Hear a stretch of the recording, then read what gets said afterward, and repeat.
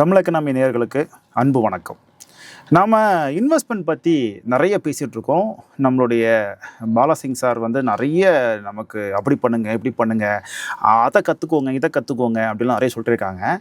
எனக்கு ஒருத்தர் சொன்னார், எப்பா இதெல்லாம் எனக்கு தேவையில்லப்பா, நான் ஒரு 10,000 காசு தரேன், அந்த 10,000 உங்களால் எங்கே இன்வெஸ்ட் பண்ணார் அப்படின்னு கேட்டுவா, எனக்கு வேறு எதுவும் தேவையில்லை, நான் என்னை பற்றின டீட்டெயில்ஸ் கொடுக்க மாட்டேன், எதுவுமே கொடுக்க மாட்டேன், காசு மட்டும் தருவேன், அவர் எங்கே கொண்டு போய் அந்த பணத்தை இன்வெஸ்ட் பண்ணுவார் அப்படின்னு கேட்குறாரு.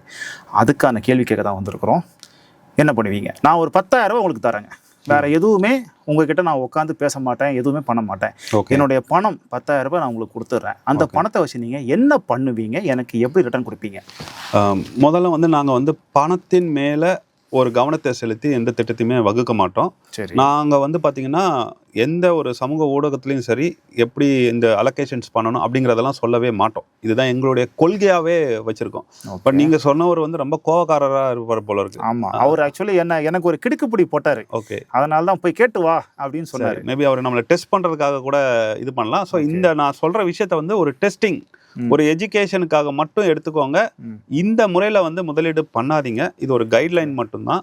ஏன்னா முதலீடு அப்படிங்கிறது வந்து பார்த்தீங்கன்னா இது எப்படி வந்து நம்ம ஒரு 360 டிகிரியில் வந்து பார்க்கணும் அப்படின்னு சொல்லுவாங்க. ஒரு மனிதரை பற்றி முழுமையாக தெரிந்தால் மட்டும்தான், அவருடைய எதிர்கால திட்டங்களை பற்றி தெரிந்தால் மட்டும்தான், அவரோட மற்ற சொத்துக்களை பற்றி தெரிந்தால் மட்டும்தான், மற்ற கேஷ் ஃப்ளோஸை பற்றி தெரிந்தால் மட்டும்தான் ஒரு சரியான முதலீட்டு திட்டத்தை வகுத்து கொடுக்க முடியும். இவ்வளோ வேலை இருக்குது. ஓ, எதுக்கு அந்த வேலை? இப்போ என் பணம் டபுள் ஆகணும் ட்ரிபிள் ஆகணும் அப்படின்னு ஆசைப்படுறேன், எதுக்கு அதுக்கு பின்ன ஏன் இவ்வளோ விஷயத்தெல்லாம் சொல்கிறீங்க? பணம் டபுள் ஆகிறது ட்ரிபிள் ஆகிறது மட்டும் முதலீடு கிடையாது. நம்ம கிட்ட எப்போதுமே வந்து பணம் இருந்துக்கிட்டே இருக்கணும், அதுதான் நல்ல முதலீடு. ஓ, ரெண்டுக்கு என்ன வித்தியாசம்? நம்ம ஊரில் வந்து பார்த்தீங்க அப்படின்னா சொத்து நிறைய வச்சுருப்பாங்க, கையில் பணமே இருக்காது. ஆமாம், நிறைய பேர் இருக்காங்க. ஆமாம், அது இருக்காங்கல்ல, அப்படி இருக்கக்கூடாது. அப்போ அந்த சொத்துக்கான மதிப்பு என்ன இருக்குது? எனக்கு கேட்டால் 0 தான். ஓ, ஸோ முதலீடு, ஆமாம், ஸோ முதலீடுங்கிறது வந்து அப்படி கிடையாது. உங்களுக்கு இப்போவும் பணம் இருக்கணும், 10 வருடம் கழித்தும் பணம் இருக்கணும், 40 வருடம் கழித்தும் பணம் இருக்கணும், பணம் வந்துக்கிட்டே இருக்கணும், அது பெருகிட்டே இருக்கணும், வளர்ச்சி அடைஞ்சிட்டே இருக்கணும். அதுதான் முதலீடு. இந்த 2 மடங்கு 3 மடங்கு அதுதான் முதலீடுன்னு நிறைய பேர் நினைச்சிட்டு இருக்காங்க. அப்படி கிடையவே கிடையாது. அதுதான் பேசுறாங்க இன்ஃப்ளூயன்சர்ஸ் சொல்லக்கூடியவங்க எல்லாம், அதுதான் பேசுறாங்க. உங்க பணம் வந்து 1 கோடி ஆயிரும், 2 கோடி ஆயிரும். அது கேட்க உங்களுக்கு நல்லா இருக்கா இல்லையா? நல்லதா இருக்கு, ஜாலியா. அந்த வீடியோ தான் நீங்க பாக்குறீங்க. நாங்க வீடியோ போட்டோம்னா ஒருத்தரும் பார்க்க மாட்டேங்கிறீங்க, ஒரு 10 பேர் தான் பாக்குறாங்க. ஏன்னா நாங்க பேசுறது வந்து சலிப்பான ஒரு விஷயம் தான். அது வந்து பெரிய எக்ஸைட்டிங்லாம் இருக்காது. ஆனா என்னன்னா நாங்க சொல்ற முறையில பண்ணீங்க அப்படின்னா உங்களுக்கு ஒரு ஃபவுண்டேஷன் போடப்பட்டு தரும். பணம் கீழே ரொம்ப வேகமா இறங்காது, ஏறும்போது படிப்படியாக ஏறும். உங்க கையில எப்போதுமே பணம் இருக்கிற மாதிரி ஏறும்.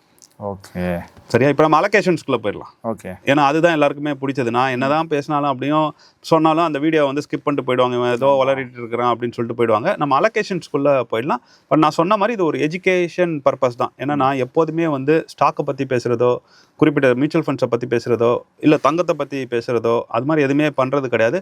அதெல்லாம் பேசினா நிறையா பேர் நம்மளை பின்தொடர்பார்கள், நிறையா நீங்கள் ஃபாலோவர்ஸை வந்து சோஷியல் மீடியாவில் எடுக்கலாம். பட் அது வந்து அவர்களுக்கும் நன்மை கிடையாது, எனக்கும் நன்மை கிடையாது. இந்த பின்னணியெல்லாம் சொல்லிட்டு நான் இப்போ சொல்ல போகிறது வந்து ஒரு எஜுகேஷன் பர்பஸ்க்காக மட்டும்தான்.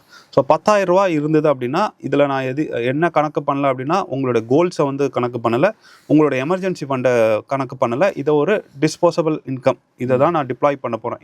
என்னோட மொத்த இன்வெஸ்ட்மெண்ட் அப்படின்னா இதில் 10% ஒரு 1000 ரூபாயை நான் வந்து தங்கத்தில் முதலீடு பண்ணுவேன். ஓகே, தங்கத்தில் பண்ணுவேன். நம்ம இந்திய சூழலில் நமக்கு தங்கம் அப்படிங்கிறது மிக முக்கியமானது அப்படிங்கிறதுனால 1000 ரூபாய்க்கு பதிலாக 2000 ரூபா பண்ணுவேன். ஓ, தங்கத்தில் அதிகமாக பண்ணுறீங்க? ஆமாம், தங்கத்தில் அதிகமாக பண்ணுறோம். ஏற்கனவே உங்களுக்கு தங்கம் நிறையா இருந்தது அப்படின்னா அதை நீங்கள் 10% வச்சுக்கலாம், இல்லை தேவையே கிடையாது.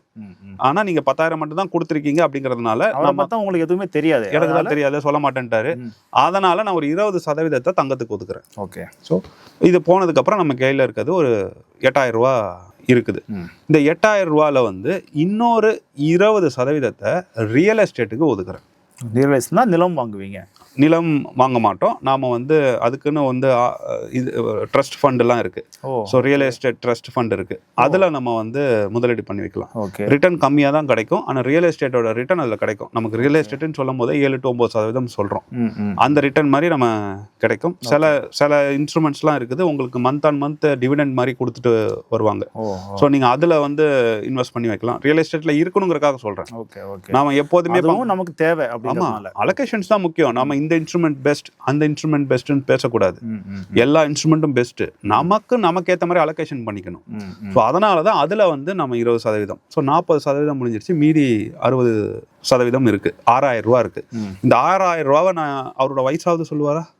அவர் வயசு சொல்லுங்க, ஒரு 35 வயசு வச்சுக்கோங்களேன். சரி, அப்போ அந்த 6000 ரூபால, ஏன்னா நம்மகிட்ட 6000 ரூபா தான் இருக்கு, 35 எவ்வளோ பர்சன்டேஜ், நம்ம 30% வச்சுக்கலாம். 30% அப்படின்னா நமக்கு ஸோ 1800 ரூபா வரும். நம்ம 2000 வச்சுக்கலாம். ஸோ அந்த 2000 ரூபாவை நம்ம டெட் ஃபண்ட்ஸில் வைப்போம். அது எதுக்கு டெட் ஃபண்டில் வைக்கிறீங்க? நமக்கு வந்து அவசர கால நிதின்னு தேவைப்படும், இல்லை 5 வருடத்துக்கான, ஆமாம், டக்குன்னு எடுக்கிற மாதிரி வச்சுக்கணும். ஒரு 5 வருடத்துக்கு உள்ள இருக்கிற தேவைகளுக்கான பணத்தை வந்து நம்ம டெட் ஃபண்ட்ஸில் தான் வைக்கணும், லிக்விட் ஃபண்ட்ஸில் தான் வைக்கணும். டெட் ஃபண்ட்ஸில் கீழே தான் லிக்விட் ஃபண்ட்ஸ் வரும். இது 2ல தான் வைக்கணும்.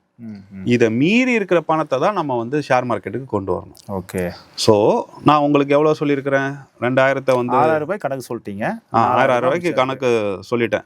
4000 ரூபாய் எடுத்துகிட்டு போய் நீங்கள் ஷேர் மார்க்கெட்டில் போட. ஆமாம், நம்ம இதை வந்து எதிர்பார்த்து செய்யலை. ஆனால் எல்லாமே வந்து ஈக்குவலாக 2000 வந்துருச்சு.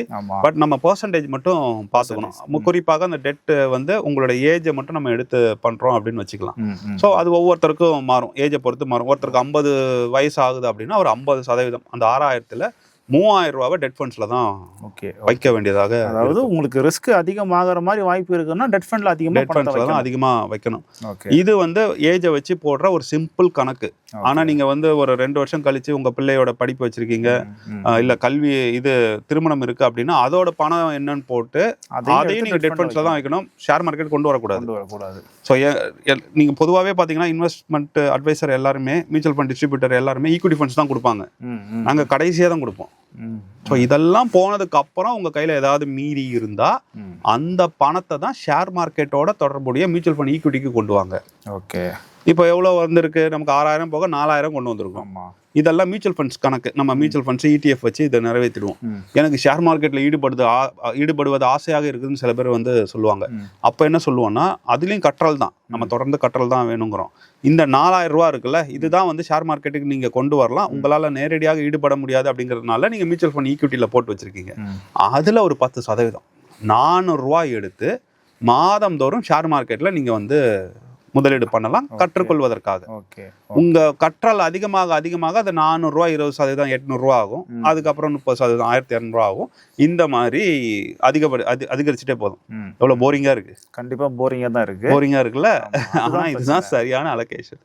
ஸோ இப்படி நாங்க சொல்லி கொடுப்பதால் தான் எங்க கிளைண்ட்டுகள்லாம் மகிழ்ச்சியா இருக்காங்க. பட் வெளியில வந்து இதெல்லாம் சொல்லும் போது ரொம்ப சலிப்பா இருக்கும். நான் கொஞ்ச நாளுக்கு முன்னாடி ஒரு வீடியோ ஒன்று பார்த்தேன். ஷேர் மார்க்கெட்டு வரதுக்கு முன்னாடி பணத்தை எப்படி நீங்கள் வந்து அதை சரியாக அலோகேட் பண்ணணும் அப்படின்னு. இப்படி இல்லை, வேற ஒரு கான்செப்ட். அவங்க என்ன சொல்கிறாங்கன்னா, ஃபிக்ஸட் டெபாசிட்டில் வச்சு அங்கேருந்து பணத்தை வெளியே கொண்டு வரணும்னு சொல்கிறாங்க. அவங்க சொல்லாத விஷயம் இந்த டெட் ஃபண்ட் சொல்கிறாங்க, நீங்கள் சொல்கிறீங்க. அப்போது டெட் ஃபண்டுக்கும் ஃபிக்ஸட் டெபாசிட்டுக்குமான வித்தியாசம் என்ன? ஸோ ஃபிக்ஸட் டெபாசிட் அப்படின்னு பார்த்தீங்கன்னா நீங்கள் பேங்க்கில் கொடுப்பாங்க.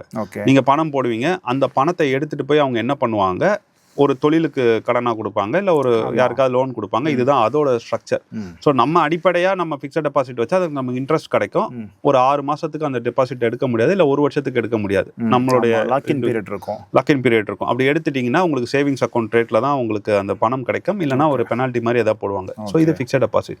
டெட் ஃபண்ட்ஸ்ன்னு பார்த்தீங்கன்னா அவங்க வந்து பாண்டு மார்க்கெட்டில் போய் ஈடுபடுவாங்க. பாண்டுங்கிறது வந்து எப்படின்னா, நாம் எப்படி லோன் வாங்குறோமோ அதே மாதிரி அரசாங்கங்களும் பெரிய நிறுவனங்களும் நம்ம கிட்ட இருந்து கடன் வாங்குவாங்க. அந்த பாண்டை வந்து இந்த டெட் ஃபண்ட்ஸ் வாங்குவாங்க. ஓகே. ஸோ வாங்கி வச்சுப்பாங்க. இதில் வந்து 2 அட்வான்டேஜ் இருக்குது. ஒன்று, இது ஃபிக்ஸட் டெபாசிட்டோட அதிகமாக வருமானம் கொடுப்பதற்கு வாய்ப்பு இருக்குது. ஒரு 6%-லேருந்து 1% கொடுக்கும். 2வது, ஃபிக்ஸட் டெபாசிட்டில் இருக்கின்ற மாதிரி லாக்இன் பீரியட் கிடையாது. 6 மாதம் வெயிட் பண்ணணும், 1 வருஷம் வெயிட் பண்ணணும்லாம் கிடையாது. நீங்கள் எப்போ வேணால் பணம் போடலாம், எப்போ வேணால் எடுக்கலாம். ஸோ இதில் வந்து லிக்விட் ஃபண்ட்ஸ்ன்னு இருக்குது. அது கிட்டத்தட்ட ஃபிக்ஸட் டெபாசிட் ரேட் இப்போ கொடுக்குது. ஏன்னா ஃபிக்ஸட் டெபாசிட் ரேட் இப்போ 6%, 6.5னா லிக்விட் வந்து உங்களுக்கு அதே 6.5 கொடுக்குது. மணி மார்க்கெட்ல இன்வெஸ்ட் பண்றதா லிக்விட் ஃபண்ட்ஸ்னு சொல்லுவாங்க. இதுல நீங்க பணம் போட்டு 1 வாரம் கழிச்சு எப்போ வேணா எடுக்கலாம். ஸோ இந்த வசதி உங்களுக்கு வந்து ஃபிக்ஸட் டெபாசிட்ல இல்லையே. இன்னும் மிக குறுகிய காலத்துல உங்க UPI மூலமாக நீங்க இந்த லிக்விட் ஃபண்ட்ஸை வந்து நீங்க பயன்படுத்தலாம். பயன்படுத்த வசதி வந்துடும். அதுக்கான டெக்னாலஜி இப்பவே ஏதோ அனௌன்ஸ்மெண்ட் வந்தது. ஸோ இதெல்லாம் நம்ம தெரிந்து கொள்ள வேண்டும். அப்படின்னா நீங்க நேரடியா ஃபிக்ஸட் டெபாசிட்டில் யார் யார் பணம் போடுறாங்களோ அவங்க எல்லாரையும் நீங்கள் தாராளமாக எடுத்து போய் டெட் ஃபண்டில் பணம் போடுங்க அப்படின்னு நேரடியாக சொல்லலாமா? நான் அப்படி தான் சொல்லிட்டு இருக்கோம். அதை தான் சொல்லிட்டு இருக்கோம். அதுதான் எங்களோட இதுவே. நீங்கள் வந்து லேண்டில் இன்வெஸ்ட் பண்ணக்கூடாது. ஷேர் மார்க்கெட்டோட தொடர்புடைய மியூச்சுவல் ஃபண்ட் ஈக்விட்டியில் தான் இன்வெஸ்ட் பண்ணணும். அதனால தான் 10,000ல் நம்ம வந்து மியூச்சுவல் ஃபண்ட் ஈக்விட்டியை சஜஸ்ட் பண்ணுறோம். ஓகே, அஃப்கோர்ஸ் நம்ம ரியல் எஸ்டேட் ஃபண்டும் ஒரு 20% ஒதுக்கி இருக்கோம். பட் அதை தவிர்த்து நாங்கள் கிளைண்ட்டுக்கு சொல்கிறது வந்து, ஏன்னா ஏற்கனவே லேண்ட் வச்சிருக்காங்க, ஃபிசிக்கல் அசட்டை நிறையா வாங்கி வச்சிருப்பாங்க. அவங்கெல்லாம் வந்து இந்த 2,000 போகணும்னு அவசியம் கிடையாது. உங்களுடைய கிளைண்ட் ரொம்ப கோவக்காரராக இருந்ததுனால நான் அவர்கிட்ட லேண்ட் இருக்கான்னு கூட கேட்க முடியல. அதனால அவருக்கு 2,000 ரூபா நான் வந்து சஜஸ்ட் பண்ணேன். பட் எங்கள் கிளைண்ட்லாம் வர்றதுனால இதுக்கு மேலே எதுவும் லேண்ட் போடாதீங்க, நிறைய லேண்ட் வச்சிருந்தீங்கன்னா அதை வித்துட்டு வந்து நீங்கள் மியூச்சுவல் ஃபண்ட் ஈக்விட்டியில் போடுங்க அப்படிங்கிற அட்வைஸை நாங்கள் வந்து கொடுக்குறோம். அதே மாதிரி மியூச்சுவல் ஃபண்ட் டெட்டை எதோட கம்பேர் பண்ணுறோம்னா ஃபிக்ஸட் டெபாசிட்டோட கம்பேர் பண்ணுறோம். மியூச்சுவல் ஃபண்ட் லிக்விட் எதோட கம்பேர் பண்ணுறோம்னா சேவிங்ஸ் பேங்க் அக்கௌண்ட்டோட கம்பேர் பண்ணுறோம். ஏன்னா இது 3% கொடுக்கும் சேவிங்ஸ் பேங்க் அக்கௌண்ட்டு, இது 6% கிடைக்கும். பணத்தை இங்கே வைக்கிறத விட அங்கே வச்சிங்கன்னா உங்களுக்கு அப்படியே ரெட்டிப்பு வருமானம். அப்படிங்கும்போது அதில் தான் வைக்கணும் காமன் சென்ஸ். சரி, எங்களோட கான்செப்ட் ரொம்ப சிம்பிள். ஒரு நாள் ₹1 ஒரு சதவீதத்தை கூட நம்ம வீணடிக்க கூடாது. இவ்வளவுதான் நம்ம பண்ணணும். ஸோ இப்படி பண்றதுனால உங்களோட கிளைண்ட்டை தைரியமா எங்ககிட்ட வர சொல்லுங்க. அவர் எங்ககிட்ட பேசினாருன்னா 10,000 இல்லை, பல லட்சங்கள் எங்க மூலமா முதலீடு பண்ணுவார். அவர் இந்த வீடியோ பார்த்துட்டு இருப்பாரு. கண்டிப்பா பார்க்கும்போது அவருக்கே தெரிஞ்சிருக்கும். வந்து நானும் கேட்குறேன் அவரை பத்தி. இந்த வீடியோ கேட்கறதுக்கான வாய்ப்பு ஏற்படுத்தி கொடுத்தாரு. எனக்கு அதில் இன்னொரு கேள்வியும் சேர்த்து கேட்டலாமோ அப்படின்னு தோணுது.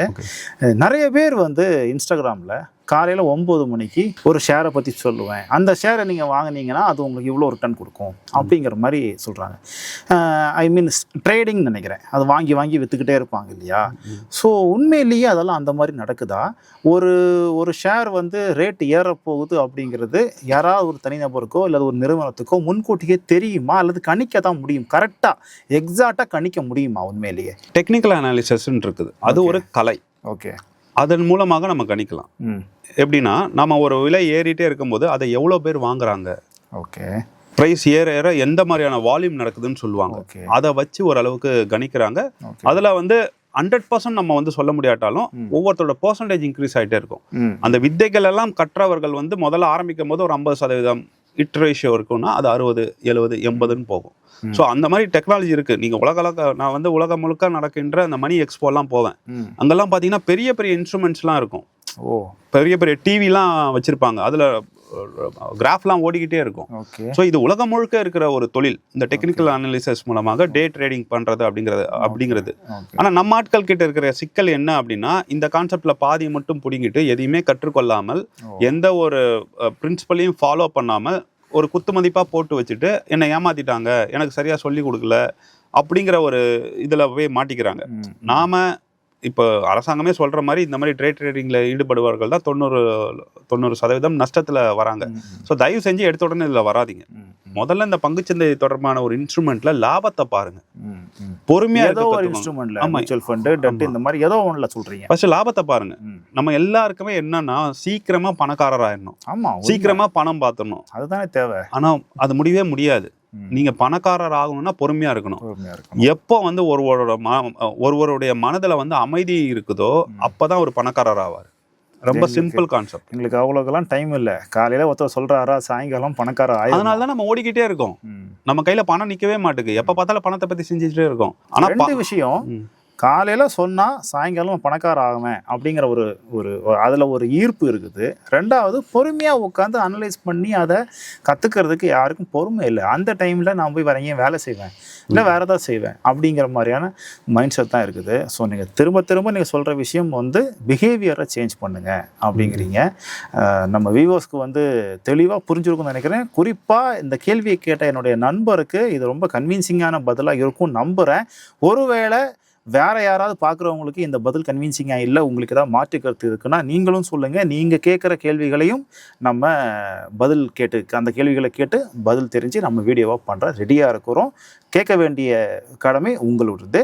அடுத்த வீடியோவில் சந்திப்போம். வணக்கம். ஆமாம், நானும் உங்கள் நண்பர்கிட்ட ஒரு செய்தி சொல்லிக்கிறேன். நாங்கள் இந்த 1 hour செஷனுக்கு வந்து 1000 ரூபா வாங்குகிறோம், உங்களுக்கு மட்டும் ஃப்ரீ பண்ணி தரோம். ஸோ நீங்கள் ரீகன் மூலமாக வந்தீங்க அப்படின்னா நான் உங்களுக்கு செஷனை ஃப்ரீயாகவே எடுக்கிறேன். கூடிய சீக்கிரத்தில் தமிழ் எக்கனாமி சேனல் மூலமாக நம்ம RXTயில் ஒரு நல்ல ஒரு ஆஃபர் கொடுப்பாங்க அப்படின்னு நம்புகிறோம். நிறைய சப்ஸ்கிரைப் பண்ணுங்கள், சப்போர்ட் பண்ணிக்கிட்டே இருங்க. நல்ல ஆஃபரோட வந்துக்கிட்டே இருக்கிறேன்.